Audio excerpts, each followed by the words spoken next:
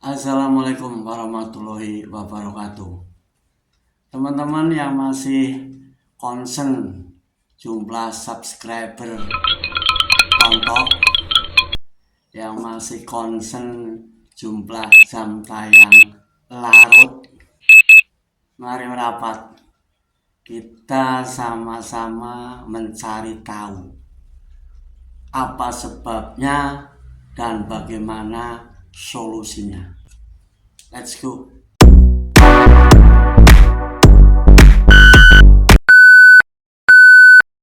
Seperti video sebelumnya dari YouTube Studio layar dashboard ini, langsung buka analisis channel. Lantas aktifkan tab konten dan tab video ya teman-teman.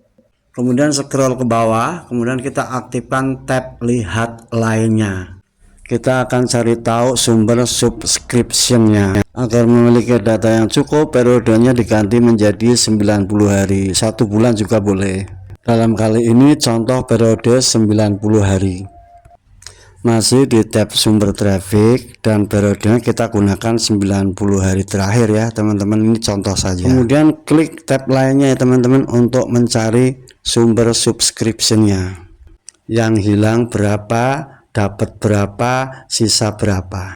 Ya teman-teman, ini contoh data saja ya, 90 hari terakhir.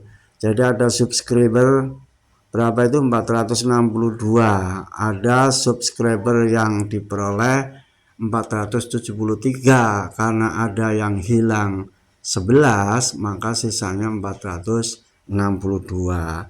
Selanjutnya kita cari tahu kenapa bisa hilang, itu karena apa. Nah ini penjelasannya teman-teman. Subscriber yang ditampilkan, subscriber akan ditampilkan di daftar subscriber baru Anda jika mereka memilih untuk mengubah setelan subscription menjadi publik ya. Mereka subscribe ke channel Anda dalam waktu 28 hari terakhir. Ini subscriber yang ditampilkan. Untuk subscriber yang tidak ditampilkan, subscriber mungkin tidak ditampilkan di daftar subscriber baru Anda jika mereka memilih untuk tetap mengatur setelan subscription-nya ke pribadi, atau akun mereka ditangguhkan atau teridentifikasi sebagai spam. Clear ya teman-teman masalah subscriber yang berkurang. Nah ini teman-teman, jam tayang yang berkurang ini beberapa hal penyebabnya ya.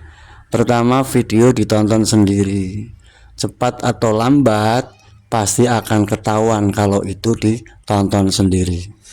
Berikutnya dari sumber traffic yang tidak sah ya, invalid. Maksudnya bukan berasal dari pengguna atau penonton sebenarnya, dengan minat yang tulus memang benar-benar mau menonton. Jadi clear ya teman-teman untuk sumber traffic yang tidak sah. Atau penyebab lain di luar rentang waktu, maksudnya jam tayang di video yang sudah expired, jam tayang di video yang sudah kadaluarsa. Yang keempat, kita menghapus video kita sendiri atau merubah visibilitas menjadi pribadi atau tidak publik, akan mengurangi jam tayang. Poin 1 dan poin 2 bisa kita hindari ya teman-teman. Ini ada beberapa solusi alternatif yang bisa dijadikan pilihan untuk mengatasi yang telah disebutkan tadi. Yang penting teratur ya teman-teman, dalam arti konsisten. Teratur live streaming, bisa live streaming sendiri, bisa live streaming bersama. Jangan pernah berhenti membuat dan upload video. Ini penting agar channel kita senantiasa dikenali oleh sistem YouTube. Upayakan tema channel tidak berubah-ubah ya teman-teman. Upayakan tema konten mengikuti minat audiens yang senantiasa berubah-ubah. Poin ini bisa menjadi tantangan terbesar bagi kita channel kecil. Di sisi lain juga bisa menjadi peluang karena kita tidak tahu video mana yang akan meleduk. Berikutnya, hindari memberikan spam ya teman-teman. Ini bolak-balik diulang-ulang nih. Tunjukkan bahwa kita tidak memberikan spam. Kan sudah ada fiturnya ya. tinggal kita mau memakai atau tidak, mau memakai dengan benar atau tidak. Sistem sebagus apapun kembali lagi kepada usernya, kembali lagi kepada penggunanya, bagaimana memanfaatkan fitur dengan baik, dengan attitude yang baik.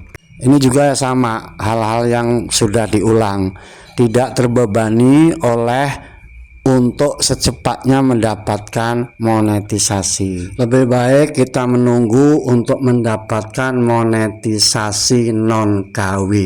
Rezeki tak akan kemana teman-teman. Tetap jaga keseimbangan kesehatan. Untuk melengkapinya boleh dibantu ditulis di kolom komentar. Terima kasih telah menonton. Bila mana cocok boleh bantu subscribe, aktifkan lonceng, share, like, dan komen. Terima kasih, sampai bertemu lagi.